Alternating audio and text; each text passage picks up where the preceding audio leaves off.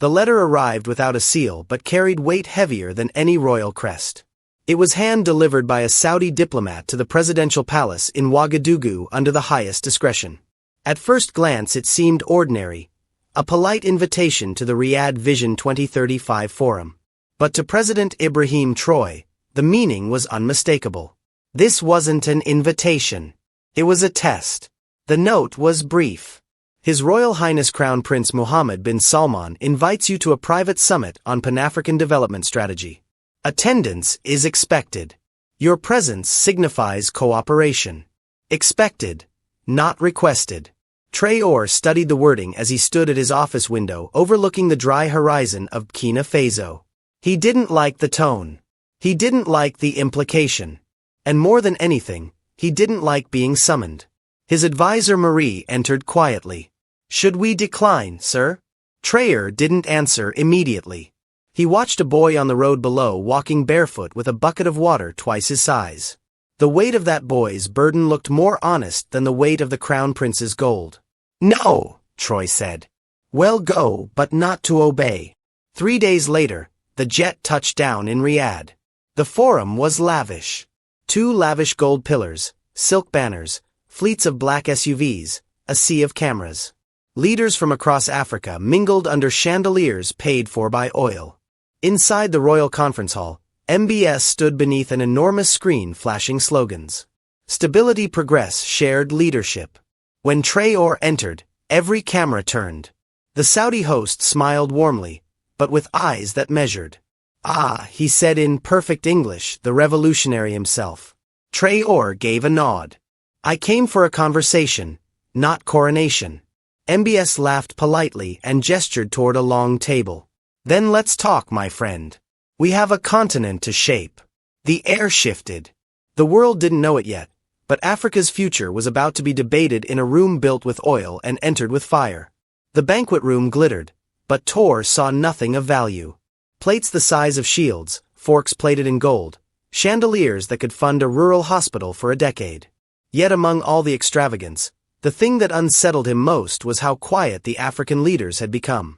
They were there, presidents, ministers, technocrats, all seated politely at the long table, nodding as MBS spoke of partnership and guidance, but none interrupted, none questioned, none challenged. The crown prince stood with a glass of sparkling water raised high. "We stand at the dawn of a new Africa," MBS declared. "One that moves with vision, guided by experience. Saudi Arabia with its resources, stability, and leadership will help steer this future. Together, we'll lead Africa into its golden age." Applause followed. Eager, safe, except for one man. Traoré did not clap. He simply stared. MBS noticed. He turned his body toward Traoré, his tone shifting into a challenge. "President Traoré," he said, "surely you agree. Africa benefits when guided by those who've already built greatness. Your country could thrive with our investment, our infrastructure, our know-how. What is revolution without resources?" A subtle hush fell over the room. Traoré stood slowly. He didn't raise his voice. He didn't need to. "You speak of guidance as if we are blind." He began. "You speak of leadership as if we are lost." MBS smirked, clearly unthreatened, not blind, just inexperienced. Traoré's eyes didn't waver. "Your Excellency, Africa does not require a shepherd. It requires memory. Memory of who we were before. Maps divided us and hands weighed us down." The silence was now heavier than the chandeliers. He looked across the table at the other African leaders, many of whom avoided his gaze. "Africa doesn't need to be led. It needs to be heard then to MBS. We'll lead Africa, you claimed. But Africa leads itself." The room didn't breathe.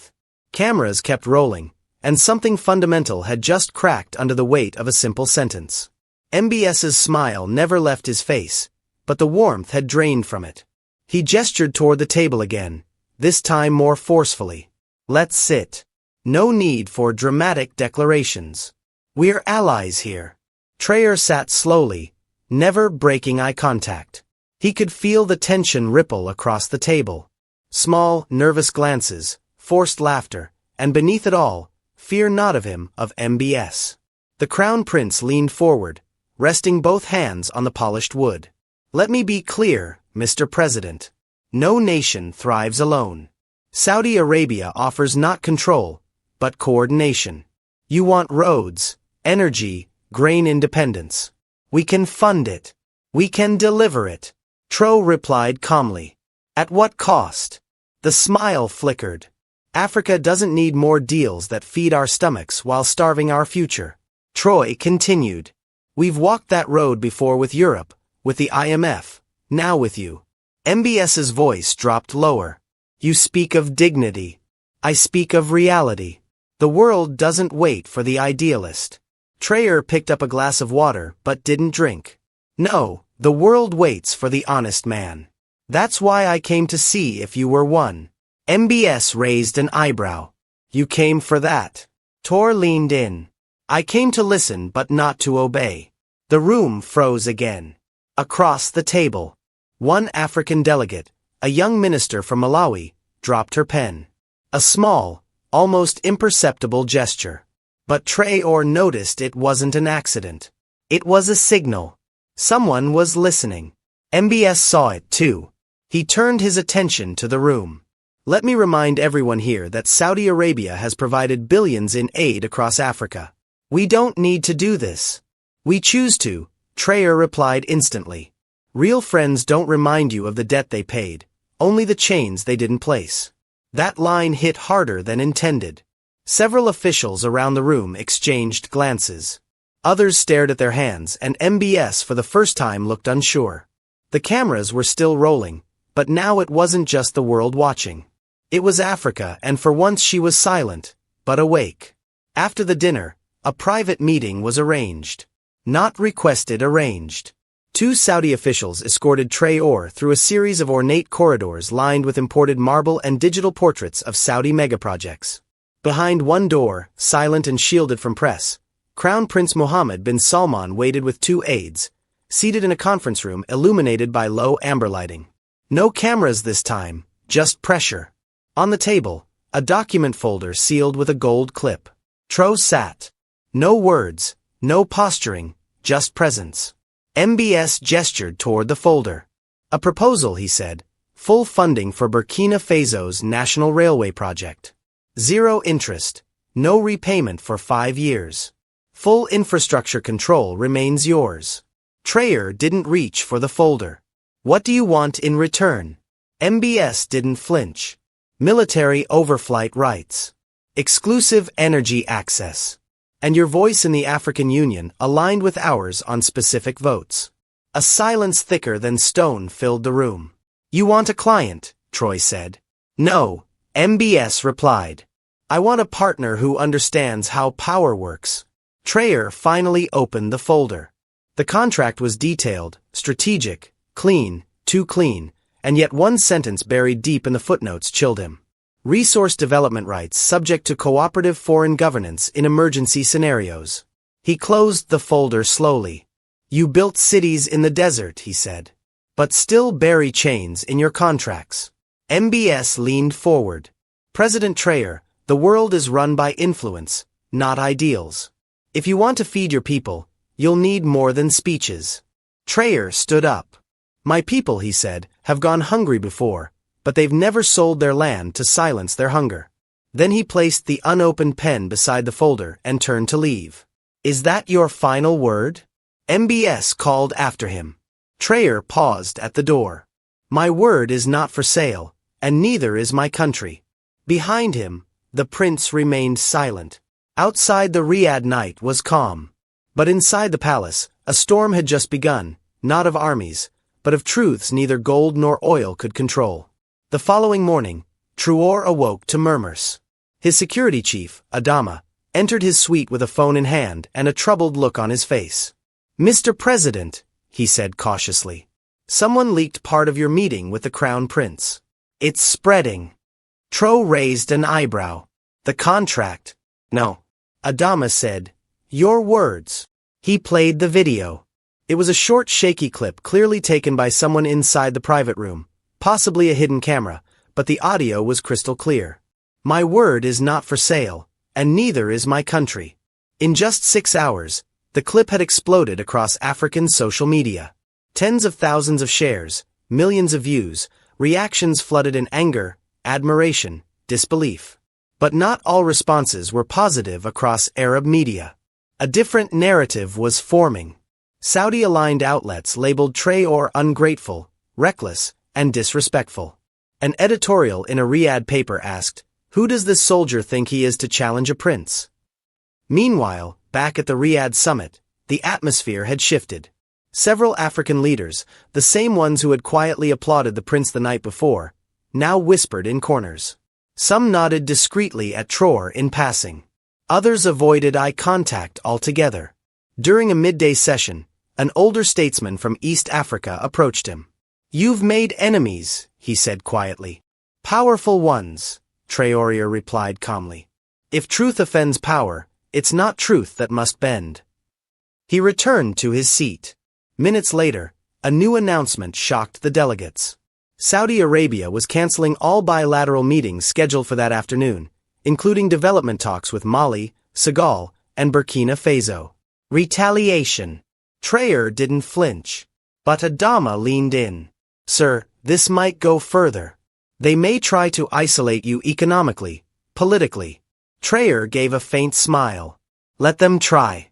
My people know the difference between pressure and poison." The summit wasn't over, but the battle lines were drawn. And Ibrahim Traore had just become the most dangerous kind of man in that palace. A leader who couldn't be bought and refused to kneel. While tensions rose in Riyadh, something unexpected was happening back home in Ouagadougou. Thousands gathered in front of the presidential palace, not in protest, but in solidarity. They weren't there for food, nor jobs, nor favors. They were there because one sentence recorded halfway across the continent had struck like lightning. "Africa leads itself." That single phrase had gone viral. It had been spray painted on walls in Bamako, chanted in the streets of Accra, printed on t-shirts in Nairobi, and in Burkina Faso. It had become something more, a spark. Local radio stations replayed the clip on loop. Schools turned it into a discussion topic. A small cafe owner near the university taped it above his door with the caption, "Finally, someone speaks like we feel." Marie Tro's top advisor called him from Ouagadougou. Her voice was firm but energized. "Mr. President," she said, "I've never seen the people like this. They're not just proud, they're awake. You started something." Traoré listened in silence, staring out the window of his Riyadh hotel at a skyline built by oil, ruled by silence. "Then we can't stop now," he said. But not everyone back home was celebrating.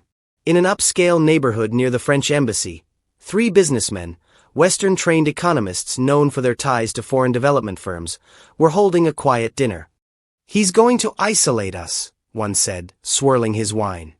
"He already has," another replied. "What investor will come now? He's poisoning our future with pride." But the third, older and quieter, simply stared at the screen showing the viral video. After a pause, he said, "Or maybe he's curing something that's been killing us quietly for decades." Meanwhile, in Riyadh, Crown Prince Mohammed bin Salman met privately with senior aides. "He's undermining our strategy," the prince snapped. "And if other leaders follow his tone, we'll lose more than influence."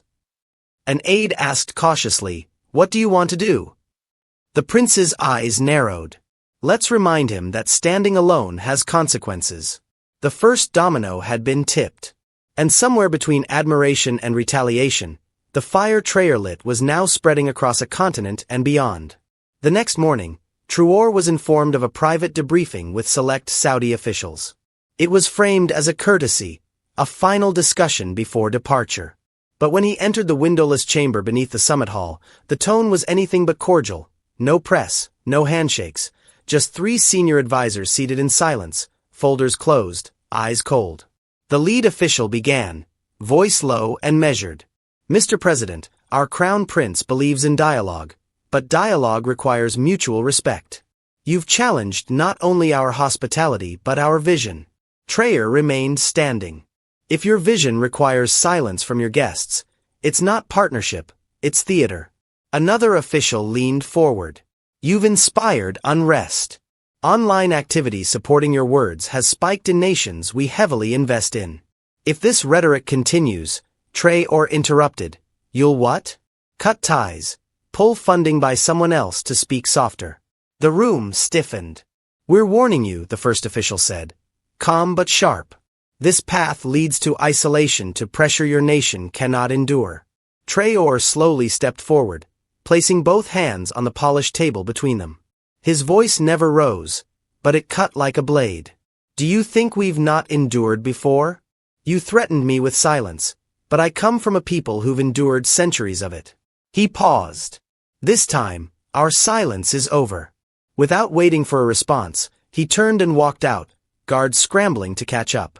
Outside, his security chief, Adama, met him with tense urgency. Sir, just got confirmation. 3 major Saudi investment agreements with Burkina Faso were cancelled within the hour. Traoré simply nodded. Then we are lighter. Back at the summit, whispers turned into phone calls.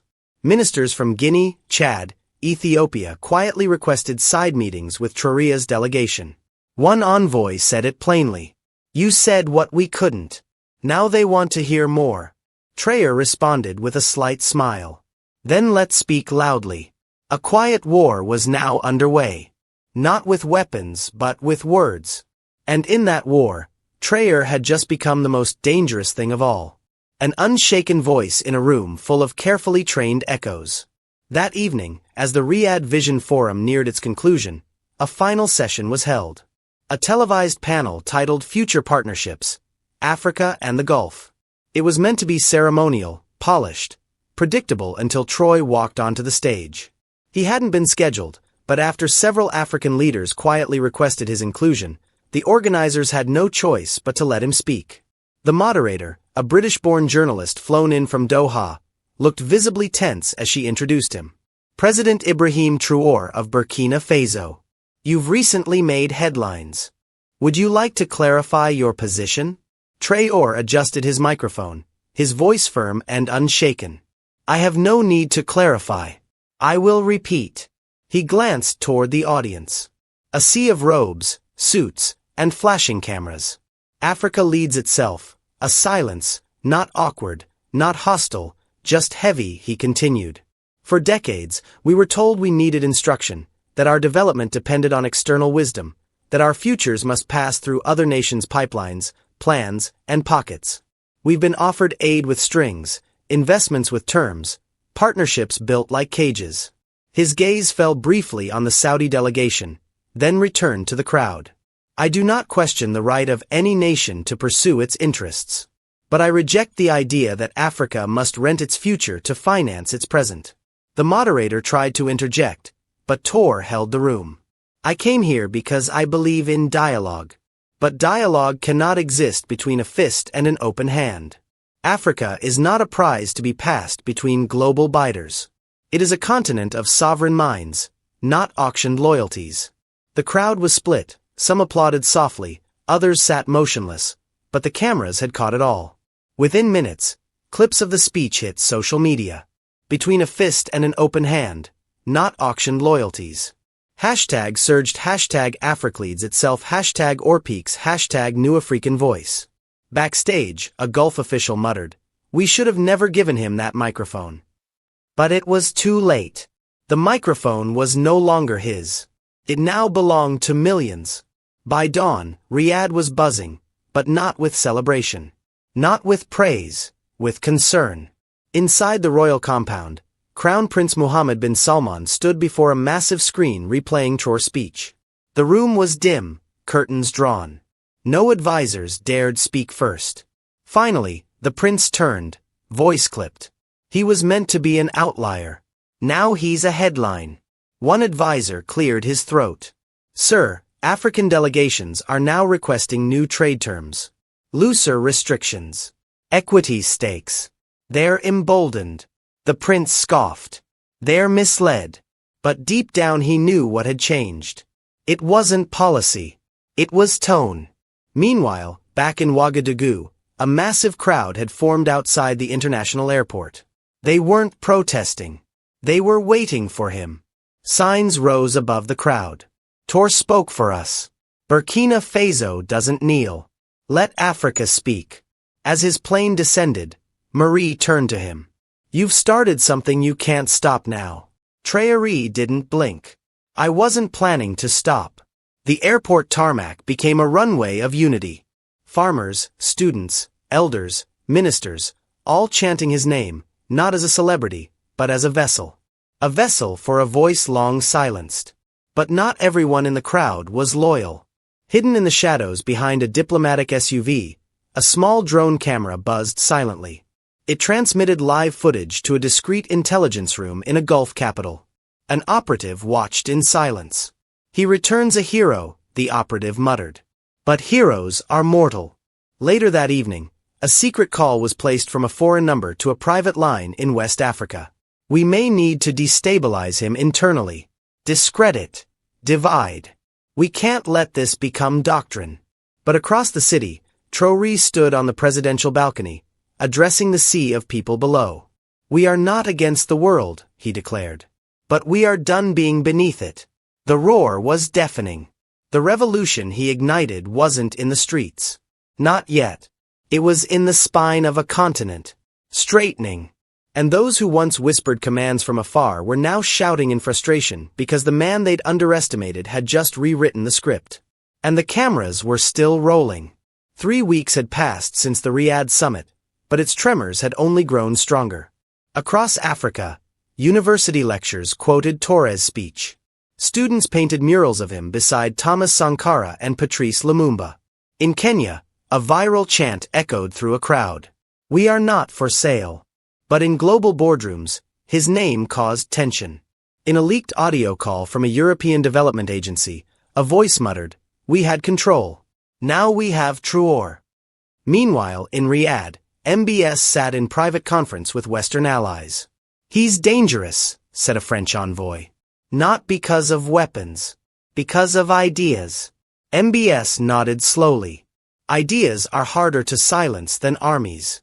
Back in Burkina Faso, Traoré was preparing for his next address, not to foreign leaders, to his own people. He had decided to reveal the pressure campaigns, the withheld investments, the threats of isolation. His advisors were divided. Some urged caution, but Traoré's response was clear.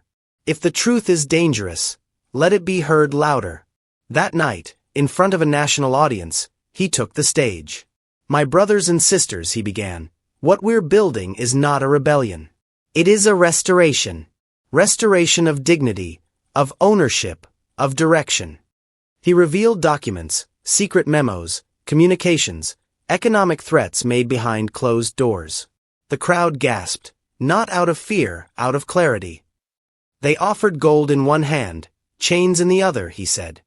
We refused both. The speech was streamed live across dozens of countries. In Saudi Arabia, MBS watched from his private office. His advisors anxiously awaited his response. He turned off the screen. He's not a soldier, the prince said almost admiringly. He's a signal. No one spoke. And when you try to crush a signal, MBS continued, you only prove it exists. The next morning, the New York Times ran a front-page headline. Rolled up newspaper. A rebel's revolution. Traoré redefines Africa's voice. But in Ouagadougou, Traoré read none of it. He stood by the window, hands behind his back, looking out at a nation waking up with a little more fire in its chest. Marie entered the room. You've become more than a president, Ibrahim. He didn't turn. Then I hope I remain human. She smiled. You're not just standing up to kings now. You've become one. The people crowned you. He finally looked at her, calm, but firm. Then I serve, not rule. And in the capital, the people began calling him by a new name. Not general, not rebel, but the flame.